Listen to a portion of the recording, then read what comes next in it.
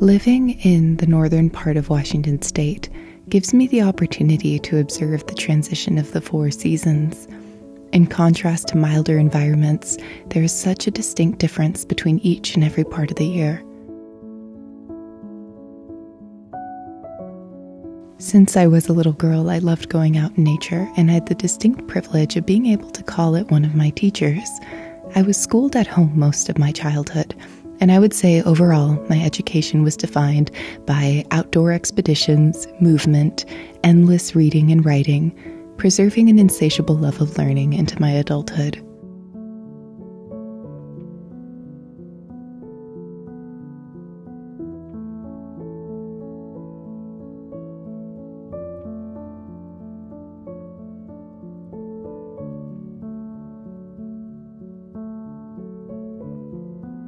You've probably heard many different perspectives on alternative education, both positive and negative.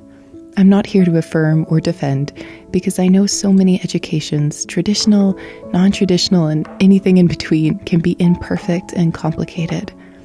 Not everyone has the opportunity to choose certain forms of education.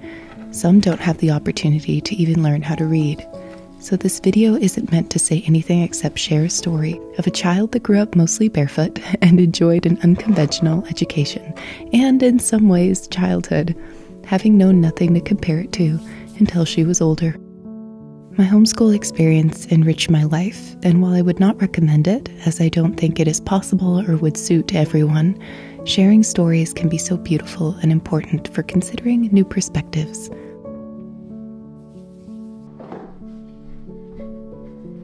My mother chose to homeschool us partly because my father was in the military and we were often moving around. For example, between the ages of 13 to graduation, I had the opportunity to go to about 6 different high schools. My mother was concerned that this constant change was difficult for me, as she noticed I was a very sensitive and often nervous child. When I would experiment with going to traditional school, I would have a hard time focusing in a classroom with over 30 students, and couldn't process my lessons well when things got noisy and chaotic, or when others were pulling my hair when I was trying to take a test.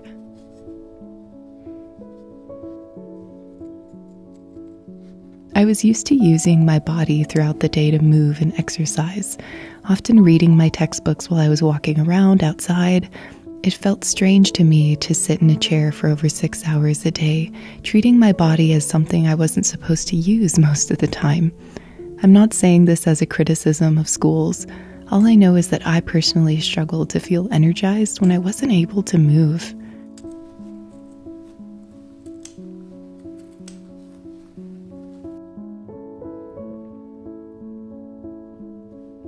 My mother also decided to homeschool us because she wanted to keep her native language alive, being native Puerto Rican.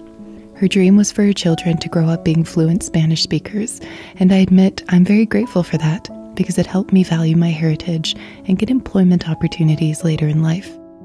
I became used to taking my books outside, conducting experiments on the dandelions growing on my sidewalk, and visiting a museum if the opportunity arose. To this day, I value connecting and approaching learning in dynamic ways, and I think that our public libraries, galleries, and museums can always use more support.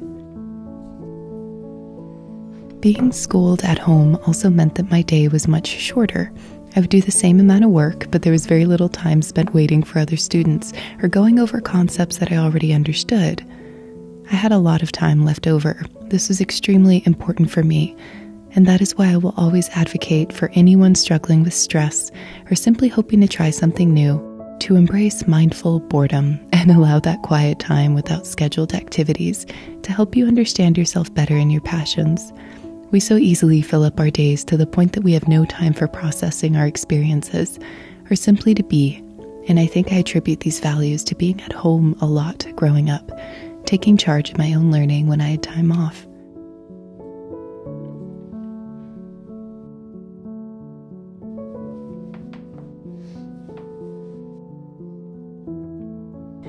I think it is complete.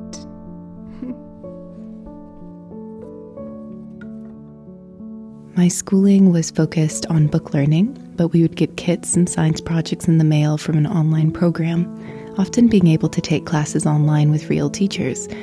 I ended up exceeding expectations academically and later went on to university. One aspect of my childhood that is interesting and a bit strange is that even though I was involved in clubs and did social activities all the time, I didn't spend the vast majority of my day surrounded by peers. So I had a lot less insecurities related to my hobbies and interests.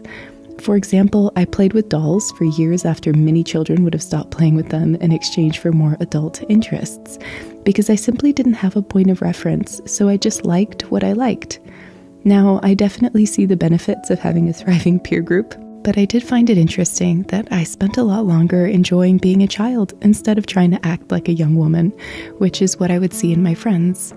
I developed and matured at my own pace, and while I don't think this is necessarily positive or negative, it did all work out in the end. As a highly sensitive child, learning to regulate their emotions and with a vivid imagination, I found that schooling at home helped me take growing up at a bit of a slower pace that worked for me. My childhood has made me who I am today, and I encourage you, no matter what your age, to attempt to rediscover the excitement and interest you had when you were young, maybe back when you were 5 years old and building a tower of bricks at a preschool. Perhaps you have lost a little bit of that passion for learning, and everything just feels like homework. If you give yourself an opportunity to take an alternative approach to something that you're trying to learn, you may be surprised by what you discover. I think that when we let go of judgment, so many more opportunities arise, and openness to consider other stories.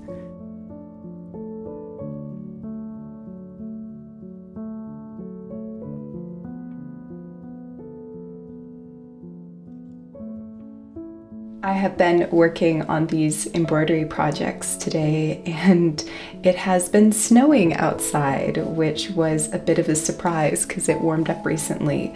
So we've gotten several more inches of snow, and even though I'm excited for spring, this is really good news for a wonderful season of wildflowers. I have already been scattering wildflower seeds and preparing for when it warms up, and I'm so excited. I was a little bit reticent to make a video talking about homeschooling and alternative schooling because there are so many strong opinions out there, and I think as well there's a lot of myths and misunderstandings depending on people's experiences. So I did want to make it clear that I was simply sharing my own experience and the positives of it, because I enjoyed my childhood and my education. However, there is certainly a variety of experiences, both good and bad, both in traditional and non-traditional educational systems. When I first moved here to the Valley, I worked at a Montessori-inspired preschool. It was extremely fruitful, and it made me really value all these variety of different types of education and finding what works best for the student if those opportunities are available in the first place, which they not always are. In my personal case, homeschooling really benefited me and my personality. Both my siblings did it and enjoyed it, but they also thrived in school, in just traditional school. I, however, struggled because I found it very difficult to pay attention in classes where there were 35 other students all making noise, and often the classes were quite short. They were like 40 minutes, and so if I had questions about something I wanted to learn, I was always running out of time to be able to ask questions. And the sheer amount of people, the noise, the distractions just made it very difficult and overwhelming for me. And I would come home quite exhausted. My mother not only noticed that when I experienced, more traditional schooling, I came home quite exhausted. She also noticed that I was less creative and didn't have as much interest in hobbies that I once enjoyed, such as music and art, because I was just so worn out from a day of just experiences. Being a more sensitive child, I think I benefited a lot from an environment that was a lot more quiet and a lot more focused, and I was able to really spend time really carefully learning things that I was struggling with, like mathematics. I know was something very difficult for me, and I really needed kind of a one-on-one support in order to be able to learn. Choosing alternative forms of school can often be an incredible blessing and privilege, because that is just not always possible in many places and on many family situations. My mother as well is Puerto Rican, and in her culture it's, you know, very much more normal to have your children at home all the time and have multiple generations in the same home. And so I think the idea of having your children home all the time instead of being at school seemed a lot less strange. I certainly think that there are certain personalities and types of people that struggle to learn and thrive in environments that are very chaotic. And that was my experience in school. And I'm sure there are many schools that are able to keep an environment that is not like that. But my experience was that I just found it very difficult to love learning. I was also in a home that quite limited technology, and there just wasn't that much technology available. I mean, this is the early, 2000s, and so I think as well I was very motivated at home to kind of entertain myself and find new hobbies and things to preoccupy myself with. If it was going into a forest or spending time learning something new and reading so many books. But yes, I think especially when we got older, there were a lot of computer programs we could do online to do a lot of our learning. And that was really helpful, especially in high school, because I did go to high school part-time, but I also learned from home part-time. And I did those online, and it was really fun. It got me very prepared for online college courses.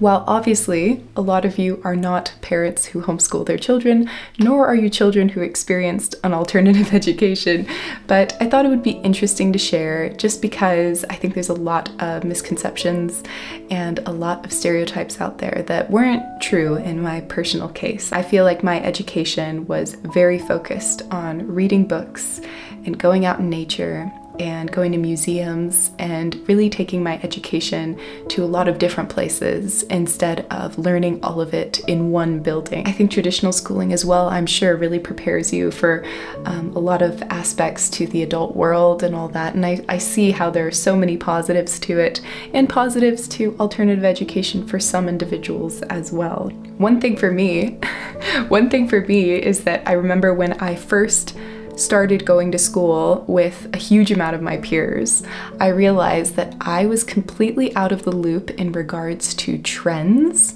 because at home I would just follow whatever my interests were. I also had music taste that was not modern, because my father, he would listen to kind of rock music and just hits from the 70s and 80s, and so that was the music I had heard, and my sister was studying classical music, so the music I listened to was either symphonies or rock songs from the 80s. I remember walking into school and hearing about Taylor Swift for the first time and wondering if anyone knew about Billy Joel. Oh my goodness. It was hilarious thinking of my 11-year-old self trying to convince people to listen to Billy Joel instead of Taylor Swift. It's hilarious. And don't worry, I bought a Taylor Swift album immediately after going to school, because I realized I needed to catch up with what the cool kids were doing. But yes, I hope this video was entertaining and different and unique. I think that I had a rather unusual childhood. I think not only alternative schooling, but paired with moving a lot due to my father's job and experiencing other countries in a military setting is a interesting combination. So I just thought I would share it for entertainment purposes. Do share your academic experiences. What type of schooling did you do, and did you find it extremely positive or negative? I know I've met friends who went to boarding school, others who went to very rigorous, intense academic programs, and I think there's so much interest and wisdom and stories to be shared. So I'm wishing you all a wonderful week. I'm sending all of you my love. I did not have a video last week because I had a cold, but I'm doing much better now. So I will see you very soon. Take care. Goodbye.